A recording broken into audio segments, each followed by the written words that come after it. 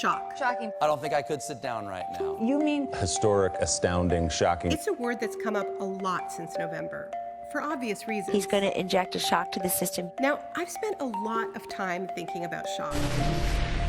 10 years ago, I published the Shock Doctrine, an investigation that spanned 4 decades from Pinochet's US-backed coup in 1970s Chile to Hurricane Katrina in 2005. I noticed a brutal and recurring tactic by right-wing governments. After a shocking event, a war, a coup, a terrorist attack, market crash, or natural disaster, exploit the public's disorientation, suspend democracy, push through radical policies that enrich the 1% at the expense of the poor and middle class. This is a repeal and a replace of Obamacare. We are going to cut taxes and simplify the tax code. The United States will withdraw from the Paris Climate Accord. Now, some people have said that's exactly what Trump has been trying to do. Is it true? Well, sort of, but in all likelihood, the worst is yet to come, and we'd better be ready.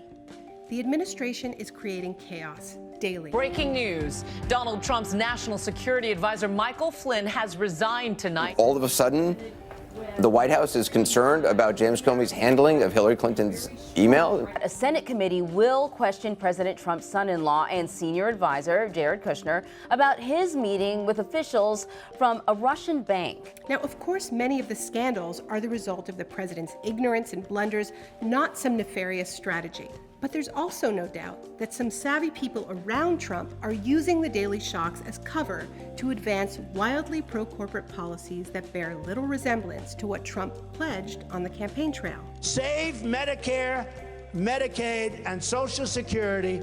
The White House released its budget for 2018, and among the $4 trillion in cuts it proposes are billions upon billions of dollars slashed from both Medicaid and Social Security. And the worst part? This is likely just the warm-up. We need to focus on what this administration will do when it has a major external shock to exploit. Maybe it'll be an economic crash like 2008. Maybe a natural disaster like Sandy. Or maybe it'll be a horrific terrorist event like Manchester or Paris in 2015. Any one such crisis could redraw the political map overnight. And it could give Trump and his crew free rein to ram through their most extreme ideas. But here is one thing I've learned over 2 decades of reporting from dozens of crises around the world. These tactics can be resisted. And for your convenience, I've tried to boil it down to a 5-step plan. Step 1, know what's coming. What would happen if a horror like the one in Manchester took place on US soil? Based on Trump's obvious fondness for authoritarianism, we can expect him to impose some sort of state of exception or emergency, where the usual rules of democracy no longer apply. Protests and strikes that block roads and airports, like the ones that sprung up to resist the Muslim travel ban, would likely be declared a threat to national security.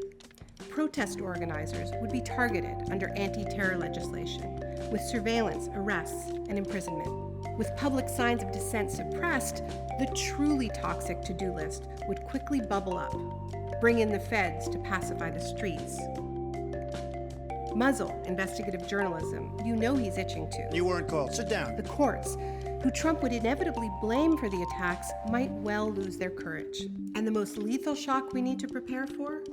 A push for a full-blown foreign war. And no, it won't matter if the target has no connection to the attacks used to justify it. What did Iraq have to do with what? The attack on the World Trade Center. Nothing. Preparing for all this is crucial. If we know what to expect, we won't be that shocked. We'll just be pissed, and that's important for step 2. Get out of your home and defy the bans. When governments tell people to stay in their homes or show their patriotism by going shopping, they inevitably claim it's for public safety, that protests and rallies could become targets for more attacks. What we know from other countries is that there is only one way to respond. Hundreds of Tunisians have been defying the curfew in the capital Tunis. Disobey en masse. That's what happened in Argentina in 2001. With the country in economic freefall, the president at the time declared a state of siege, giving himself the power to suspend the Constitution. Decretado el estado de sitio en todo el territorio nacional. He told the public to stay in their houses. Here's what they did instead. The president resigned that night, and eventually new elections were held. 3 years later, in Madrid, a horrifying series of coordinated attacks on trains killed more than 200 people. The prime minister, José María Aznar, falsely pointed the finger at Basque separatists and also used the attacks to justify his decision to send troops to Iraq. His rhetoric was classic shock doctrine: division, war, fear, daddy will protect you. This is how Spaniards responded. They voted out Aznar a few days later. Many people said they did it because he reminded them of Franco, Spain's former dictator. Which brings us to step 3, know your history. Throughout U.S. history, national crises have been used to suspend constitutional protections and attack basic rights. After the Civil War, with the nation in crisis, the promise of 40 acres and a mule to freed slaves was promptly betrayed. In the midst of the pain and panic of the Great Depression, as many as 2 million people of Mexican descent were expelled from the United States. After the Pearl Harbor attacks, around 120,000 Japanese Americans were jailed in internment camps. If an attack on U.S. soil were perpetrated by people who were not white and Christian, we can be pretty damn sure that racists would have a field day. And the good folks of Manchester recently showed us how to respond to that. People in Manchester don't stand with your xenophobia and racism. Something else we know from history. Step 4, always follow the money. While everyone is focused on security and civil liberties, Trump's cabinet of billionaires will try to quietly push through even more extreme measures to enrich themselves and their class, like dismantling Social Security or auctioning off major pieces of government for profit. Today we're proposing to take American air travel into the future. It's in those moments when fear and chaos are sucking up all the oxygen when we most have to ask, whose interests are being served by the chaos? What is being slipped through while we're distracted? Who's getting richer? And who's getting even poorer? When the floodwaters were still rising in New Orleans, one of the first official acts that the governor did was to fire all the teachers. What's happening is a raid of the money set aside for public education to be given to private companies. It wasn't by happenstance, it was by design. You saw the political manipulations and taking advantage of the crisis. But if we learn from this history, we could actually make history with step 5, advance a bold counterplan. At their best, all the previous steps can only slow down attempts to exploit crisis. If we actually want to defeat this tactic, opponents of the shock doctrine need to move quickly to put forward a credible alternate plan. It needs to get at the root of why these sorts of crises are hitting us with ever greater frequency.